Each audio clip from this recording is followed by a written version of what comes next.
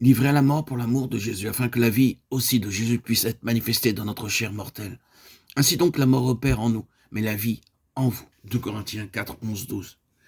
Il appartient au plan de Dieu qu'il lui soit permis d'opérer dans le cœur de ses messagers la réalisation des vérités qu'il leur confie pour les dépenser aux autres. Écrit au grand caractère, dans la parole même de Dieu ressort le principe de la mort agissant en ceux qui l'envoient pour apporter son message, afin que la vie soit manifestée dans les autres. Livré à la mort pour l'amour de Jésus.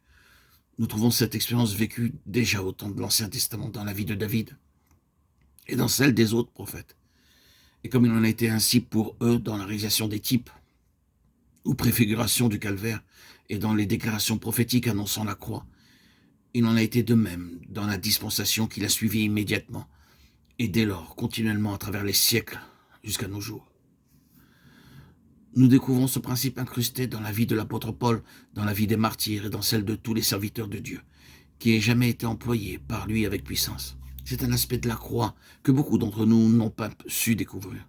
Ce principe de la mort produisant la vie qui doit être forgé en nous avant que le message du calvaire communiqué par nous puisse devenir vie dans les autres.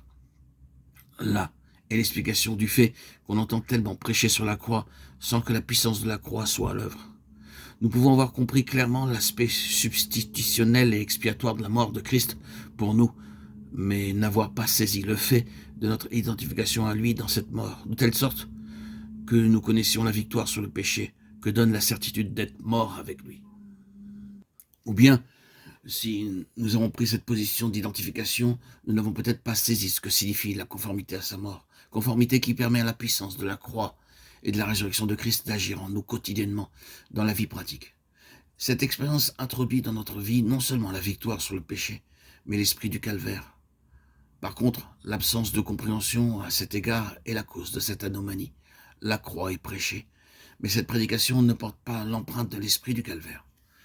Là réside le danger de l'enseignement de l'identification sans que celle-ci soit suivie d'une réelle conformité à la mort de Christ qui, seul, produit la vraie puissance.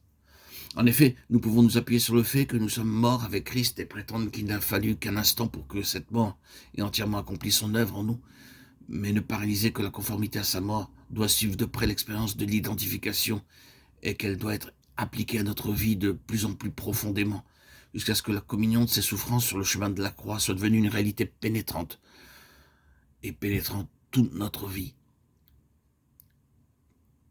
Voilà ce qu'est le message de la croix. L'identification à Christ, avoir l'esprit du calvaire.